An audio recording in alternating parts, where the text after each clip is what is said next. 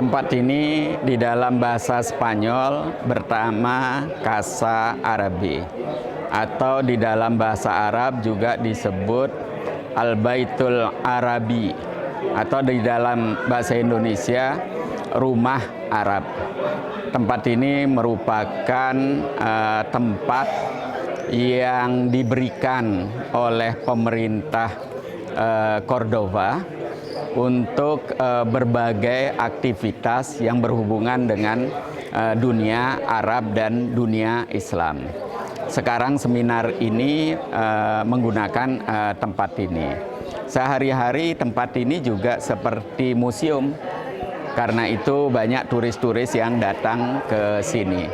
Bentuk bangunannya, arsitektur bangunannya, suasana yang dibuat di sini itu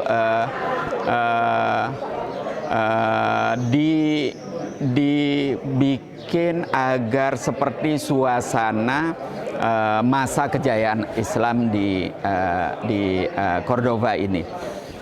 Lokasinya berada di kota lama atau kota tua Cordova.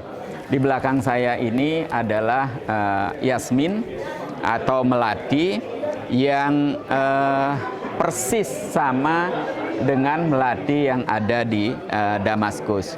Nah, sebelah sana ada mawar, ya. Ini kebetulan mawarnya warnanya putih. Ada mawar yang warnanya merah, ada yang warnanya kuning, dan ada yang warna-warni. Ini di dalam bahasa Arabnya dikenal dengan Zahra. Jadi Abdurrahman Ad-Dakhil waktu memindahkan ibu kota dari Toledo ke Cordova ini berpikir atau bermimpi bagaimana memindahkan Damaskus ke tempat ini. Karena ketika beliau sampai di sini, beliau berpikir tidak mungkin lagi kembali ke Damaskus. Nah, sekarang seminar tentang keluarga Ibrahim diadakan di tempat ini, dan saya sebentar lagi akan presentasi. Bagi saya bukan hanya presentasi yang penting untuk mengenalkan Indonesia kepada masyarakat Spanyol yang miskin sekali pemahamannya tentang Indonesia, tetapi juga kesempatan ini saya gunakan untuk membangun komunikasi personal kepada berbagai tokoh agama yang berbeda-beda yang datang ke sini, dan semuanya memiliki peran yang sangat besar di dalam toleransi beragama di negara Spanyol ini. Jadi kita patut berterima kasih kepada pemerintah Cordova yang sudah memberikan bangunan ini untuk didedikasikan bagi dunia Arab, bagi dunia Islam. Ini juga bentuk toleransi baru dari penguasa atau pemerintah Spanyol. Ada istilah yang tadi saya dengar dari seorang scholar.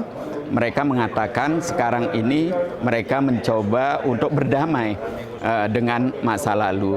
Karena di masyarakat Spanyol pada umumnya tidak tahu kalau Islam pernah berkuasa selama 8 abad di sini, dan Islam memberikan kontribusi yang sangat besar bagi kemajuan bangsa Spanyol, karena mereka belajar tentang sains, teknologi, ilmu pengetahuan dari umat Islam atau bangsa Arab.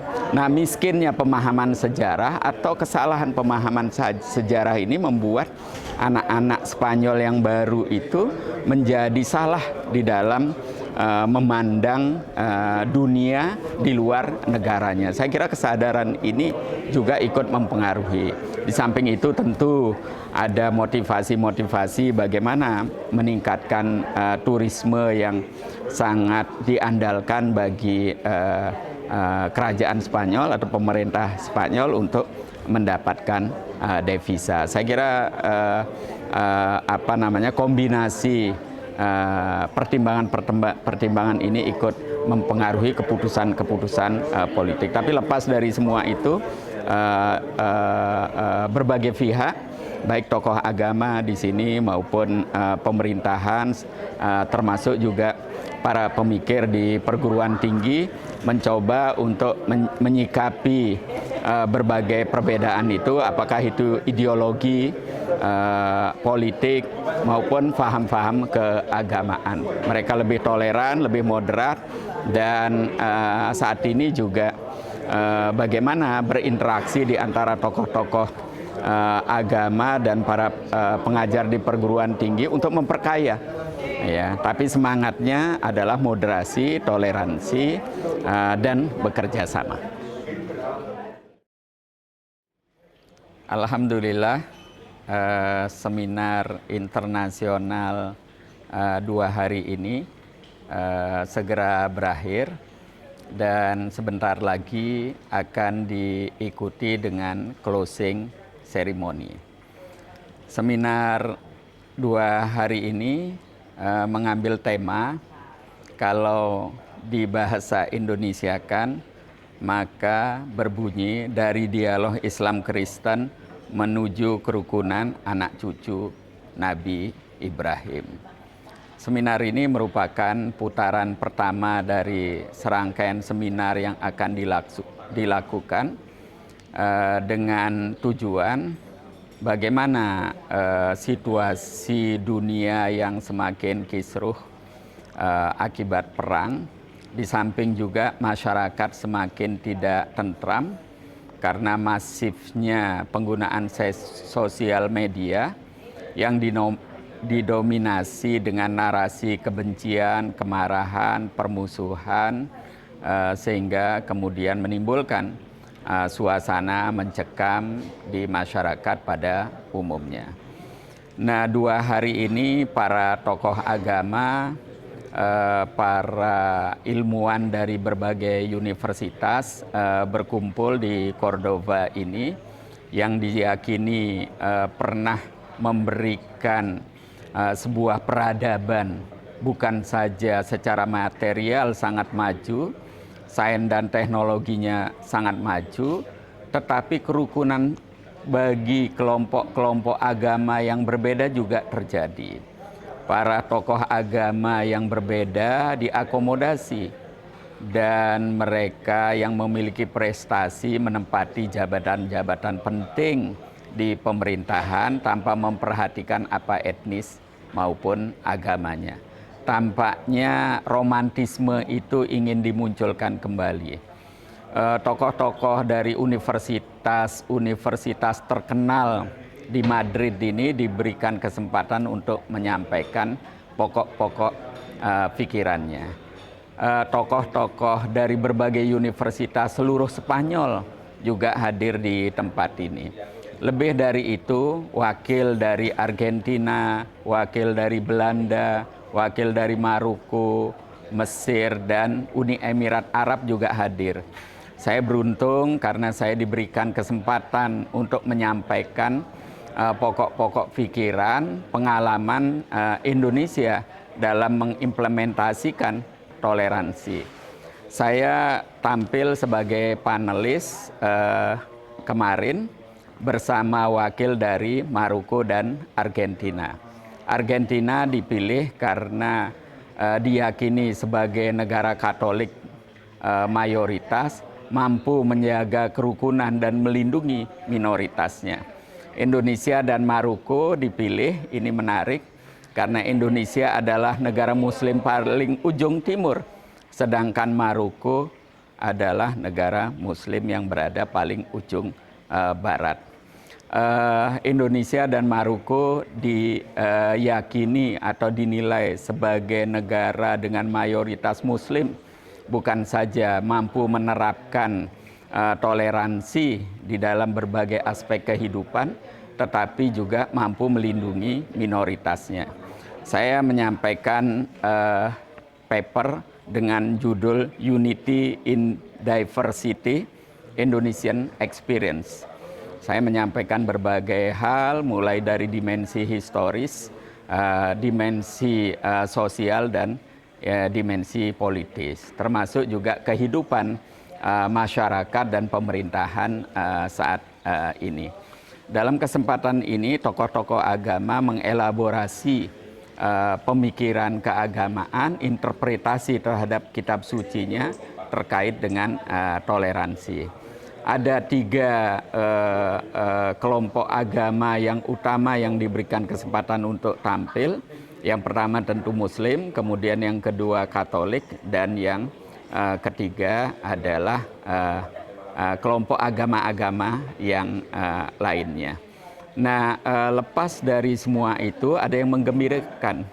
Seluruh yang hadir ini memiliki semangat bagaimana menciptakan dunia yang lebih damai, dunia yang lebih aman di tengah ancaman ketidakpastian menghadapi kehidupan saat ini dan mendatang. Semoga forum ini akan memberikan peluang berpartisipasi menciptakan dunia yang lebih tenang, lebih aman, dan lebih damai. Saya bergembira karena sebagian besar dari peserta mengemukakan kepada saya selama ini mereka gelap tentang Indonesia. Mereka tidak mengerti tentang Indonesia. Tampilnya saya mewakili wajah Indonesia ini memberikan banyak sekali menurut mereka informasi berharga yang ingin mereka dengar. Dan mereka berjanji dalam putaran berikutnya akan kembali mengundang saya. Tentu kesempatan yang sangat berharga untuk mengenalkan Indonesia di pentas global seperti ini, apalagi dilakukan di Spanyol dan di Madrid. Terima kasih. Yes, first of all, I would like to express our gratitude and thank a lot for all of the steering committee, organizing committee, as well as the speaker in this very important forum, because we could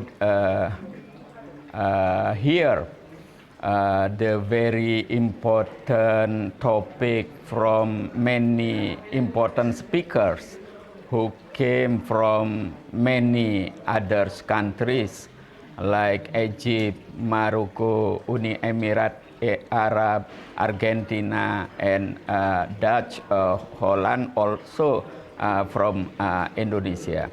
We're talking about peace and how to make our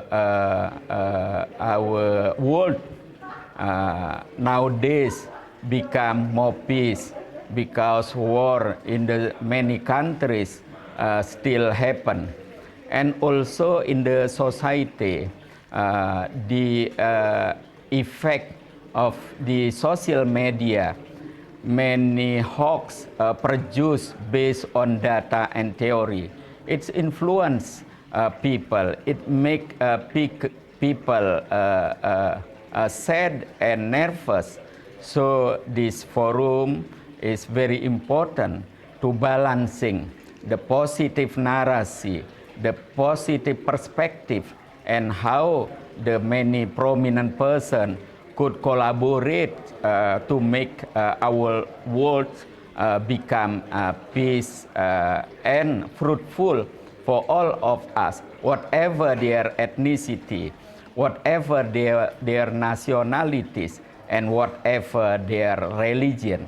We have the noble obligation to make our world better and fruitful for all. Alhamdulillah, thank God. Right now we have opportunity to tell about our history, our real life in the society, and also I explain about how Islam came in Indonesia by the traders, so not by war, like many Muslim countries in the world. So we are lucky because so far many people eager to know about Indonesia. Hopefully in near future and next seminar I could participate to explain about country. This is actually not the duty of the ambassadors, but I take this opportunity because this is not important, not only important for our country to make other countries know about Indonesia, but it is also important for many Muslim countries and other countries in general to take lesson from Indonesian experiences. Nowadays, we are facing something like many countries that they are facing. Social media, it's true, give something new for us and make we easier to do our business and to have many important information. But at the same time, social media create problem too, because there is no any filtering about the information. So the stupid people with the clever people, wise people, and the people in general have same opportunity to speak in social media. So this is a new world that we are facing. So we have to hand in hand collaboration and working together to make a better thing for us and for all. There is no simple answer to talk about this, and we have to realize that young generation is the generation who would like to achieve something instantly in short time. Yes, it's true for certain achievement, for certain target, for certain goal, we could use a new way to achieve it on the short time. But many things in our life, impossible to do it, to use this way. We have to be patient on reaching our goal. We have to be to have more endurance on struggling to achieve certain goal. This is the something that we have to share as the senior generation to younger generation. For with the other words, I would like to say we have to work together, and we have to understanding about the young generation and how to embrace them to collaborate with us, and we give our experiences, our wise approach to facing the new era and the new challenge in our life and in our world. We will do it, Ambassador from Atalaya. Thank you very much for joining us, and see you next time. See you. Thank you very much.